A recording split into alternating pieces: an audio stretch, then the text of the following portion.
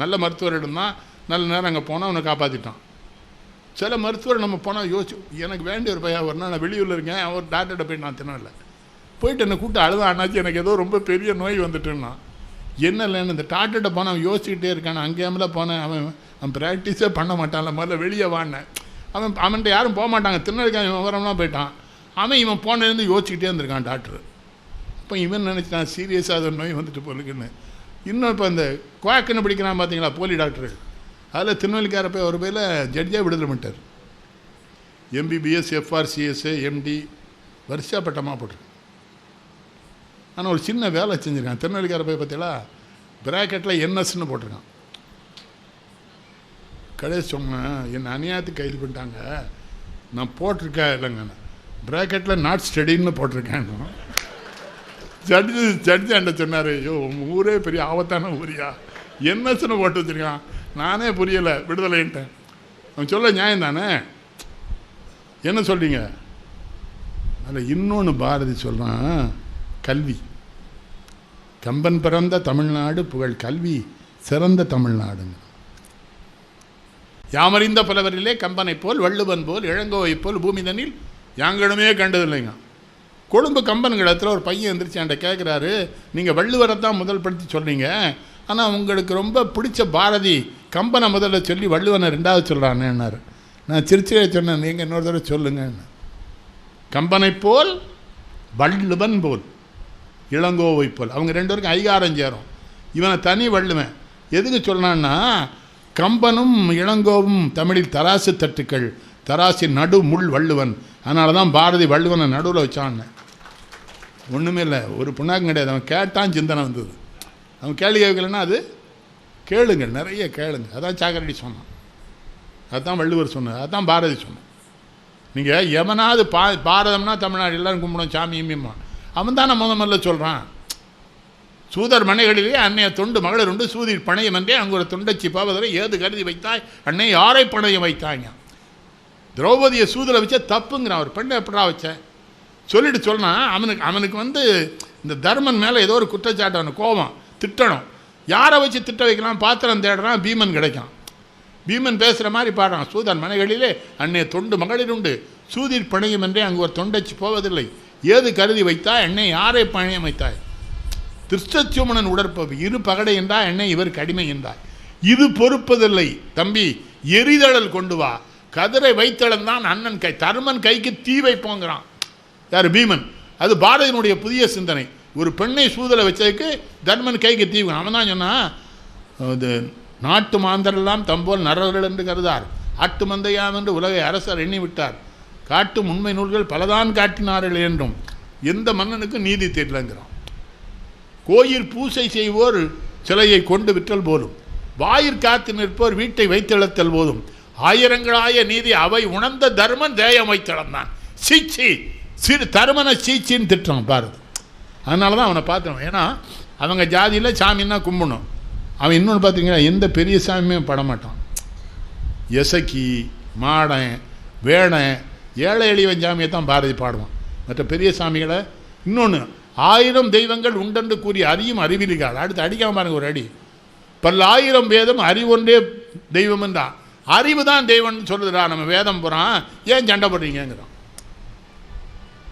ஸ்மிருதி என்ன சொல்கிறான்? ஸ்மிருதி அறிவு தான் தெய்வம், ஸ்மிருதிகள் கேடுகிறோங்கிறான். படிப்பு படிப்பு படிப்பை தவிர பாரதி வாழ்க்கையில் எதுவுமே. இன்னும் நேர்மை. அதாவது பாண்டிச்சேரியில் நடந்து மண்ணுன்னு போட்டிருந்தாங்க, பாரதி மண்ணுன்னு நான் நினச்சேன். பாண்டிச்சேரியில் நடந்து போகிறான், ஒரு பையன் வீட்டு வாசலேருந்து இளமையில் கல்லுன்னு இருக்கான், இவன் முதுமையில் மண்ணுன்ட்டு போனான். யார்? பாரதி. இளமையில் கல் மாதிரி இருப்பான், முதுமையில் மண். உடனே கவிதை வந்துல்ல, அதுதான் காரணம். பாரதி படித்தா வரும்ல, இருந்து இளமையில் கல்னா முதுமையில் மண். அது மட்டும் இல்லை, குழந்தைகளுக்கு என்ன சொல்லணும், பிற நாட்டு நல்லறிஞர் சாத்திரங்கள் தமிழ் மொழியில் பெயர்த்தல் வேண்டும், இரவாத புகழுடைய புதுநூற்கள் தமிழ் மொழியில் இயற்றல் வேண்டும், மறைவாக நமக்குள்ளே பழங்கதிகள் பேசுவதில். அது எதுக்கு சொன்னான்? இன்னும் புறநானூறு அகநானூறு சங்க இலக்கியம் சொல்லாத புது இலக்கியங்களை கொண்டு வாங்குறான் உலகத்துலேருந்து, நமக்கு சொல்லி கொடுத்தான். கடையத்துக்குள்ளே அவன் பல புரட்சிகளை பண்ணியிருக்கான். இவங்க என்ன பண்ணிட்டாங்க, ஜாதி பிரச்சனை பண்ணிட்டாங்க, அவனை ஜாதியிலேருந்து நீக்கி வச்சுட்டாங்க. நீக்கி வச்சா கடையத்தை விட வெளியூருக்கு போயிட்டானே, கடையத்துக்குள்ளேயே ஊருக்கு வெளியே வந்திருக்கான். இவங்க பிராமணாலாம் குளிக்க போகும்போது, ஓய் எசைக்கு வீட்டு இட்லி நம்மாத்தி இட்லியோட ஜோராக இருக்குன்றேன். எசைக்கு அந்த ஊரில் செலவு தொழிலாளி, எசைக்காத்து இட்லி தான் டெய்லி சாப்பிட்டுருங்க, ரொம்ப நல்லா இருக்குன்றான். அவங்களுக்கு எப்படி இருக்கும்? ரொம்ப நாங்கள் அழகுன்னு சொல்கிறாங்கன்னு கழுதையை தூக்கி கழுத்தில் போட்டு அக்கராத்தில் போய் ஆடிருக்கான். இன்னும் கழுதை கூட இளமையில் நம்மளை மாதிரி அழகாக தான் இருக்குன்னு இருக்கான். புரட்சியாளன் அவன். நீங்கள் புரட்சியை எப்படி இடப்பணும்? அவன் வாழ்ந்த காலத்தில் வாயை திறக்க முடியாது, பேச முடியாது. அந்த காலத்தில் அவன் பேசுகிறான். என்று தனியும் இந்த சுதந்திரதா. வஉசி அவனை ரொம்ப காப்பாற்றிருக்கார். அப்படித்தான் வஉசியை சோழன் நான் கம்பன் இருக்கான். நீ சோழன், நான் கம்பன். மாப்பாள மாமா வஉசி ஒன்றுமே இல்லை, வேளாளன் சிறை புகுந்தான்ங்கிறான். ஜாதிகள் இல்லையடி பார்ப்பாங்கிற பாரதி வஉசியை சொல்லும்போது மட்டும் ஜாதி சொன்னான். வேளாளன் சிறை புகுந்தான், தமிழகத்தார் மன்னன்று மீண்டான் என்று கேளாத கதை விரைவில் கேட்பாய். அது ஏன் சொன்னான்னு தெரியுமா? ஜாதி இல்லைன்னு சொன்னவன் எதுக்கு வஉசியை வேளாளன் சொன்னான்னா, இந்த வேளாளர் குலத்தில் பிறந்தவன் எவனும் சிறைக்கு போனான்னா குடும்பம் போனால் தற்கொலை பண்ணி செத்துரும். ஆனால் அதில் பாரதி இவன் என்ன பண்ணானா, வஉசி சிறை புகுந்தான்கார். அந்த ஜாதி ஜெயிலுக்கு போகாது, இந்த நாட்டுக்காக அவனாகவே ஜெயிலுக்குள்ளே போனான் வஉசி. வேளாளன் சிறை புகுந்தான், அதனால தமிழகத்தின் மன்னன் என்ற மீண்டான். அது என்ன சொன்னான்? ஜெயில் சிறையில் இருக்கிற வஉசி நொந்துக்கிட்டு இருக்க. அதனால் சொன்னான், வருந்தலை என் கேண்மை கோவை. என்ன சொன்னான் தெரியுமா? நீ ஜெயிலில் தனியாக இருக்க நினைக்க, அவன் கூட நான் இருக்கேங்க. கேண்மை கோவைன்னா அவன் கூட உள்ளே இருக்கேன், நானும் ஜெயிலில் தான் இருக்கேன், என் உடம்பு தான் வெளியில் இருக்கு. நெஞ்சு பொறுக்குதில்லையே இந்த நிலை கட்ட மனிதரை நினைந்து விட்டால் வஞ்சக பேய்கள் என்பார், அந்த மரத்தில் என்பார், இந்த குளத்தில் என்பார், துஞ்சுது முகட்டில் என்பார், மிக துயர்ப்படுவார், எண்ணி பயப்படுவார். கஞ்சி குடிப்பதற்கில்லார் அதன் காரணங்கள் இவையெனும் அறிவும் இல்லார். பஞ்சமோ பஞ்சமன், அதைத்தான் அவன் எடுக்கான் பட்டுக்கோட்டை. கஞ்சி கஞ்சி என்றால் பானை முடியாது சிந்திச்சு. இங்கே இவர்கிட்ட வாங்கினது தானே, இவர் மேலே வாங்கினார். நீங்கள் விண்ணூர் அடிக்க விரையின் வெப்படல் உண்ணிய புகிரை கொண்டும் இல்லையா பண்ணிய உலகம். இப்போ நம்ம நன்றி நின்றிருப்பது நமச்சிவாயமோ. அதைத்தான் என்ன சொன்ன, அக்கனி குஞ்சொன்று கண்டேன், நாங்கள் ஒரு காட்டடை பொந்தடை வைத்தேன். ஒரு சின்ன கேள்வி கேட்குறேன், நீங்கள் எங்கள்கிட்ட கேள்வி கேட்டீங்க தெரியுமா? சரணம் மேலேருந்து நான் உங்கள்கிட்ட கேட்குறேன், அது என்ன பொந்தடை வைத்தேன்கிறான்? பொந்து எப்போ வரும் மரத்தில்? முற்றி போன மரத்தில் தான் பொந்து வரும்.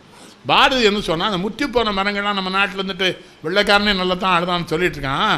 ஆனால் அந்த மரங்கள் பொந்தில் எல்லாம் தீ வச்சு இதுகளை முதல்ல ஒழிங்க. அக்கனி குஞ்சொன்று கண்டேன், நாங்கள் ஒரு காற்றிடை பொந்தடை வைத்தேன், வெந்து தணிந்தது காடு தழல் வீரத்தில் குஞ்சென்றும் மூப்பென்றும் ஒன்று. இது நாவுக்கரசர் பாடார். விண்ணூர் அடிக்க விரையின் வெப்படல் உண்ணிய புகில அங்கேருந்து வாங்கினது. நாவுக்கரசர் என்ன சொல்லார், ஒரு மிகப்பெரிய விறகா அடிக்க வச்சுருக்க, அது பாதம், அதில் நமச்சிவாயங்கிற ஒரே ஒரு புண்ணிய வார்த்தை போனால் அவ்வளோ எரிஞ்சு சாம்பிராரு. அங்கே வாங்கினது. ஒரு மழையை பாடுறான், திக்கு கலட்டும் திட்டம் குறுங்கிடாது. அந்த பாட்டு நான் முதல்ல 15 வயசில் பாடுறேன். கிவாஜன தலைமை குத்தாலத்தில் சாரல் விடாவில். குழந்தை என்னமா பாடுறான்னார். அப்போல்லாம் நம்ம நிலைமை, அப்பா இருக்காங்கல்ல கூட்டத்துலேருந்து அவங்க முதலாளி மகன்ட்டானுவோம். நமக்கு புகழ் கிடையாது. அப்பாட்ட சொல்லேன், எங்கே பார்த்தாலும் உங்கள் பேரை தான் சொல்லான்னு. 10 வருஷம் கழிச்சா உங்கள் பேர் தான் சொல்லுவான்.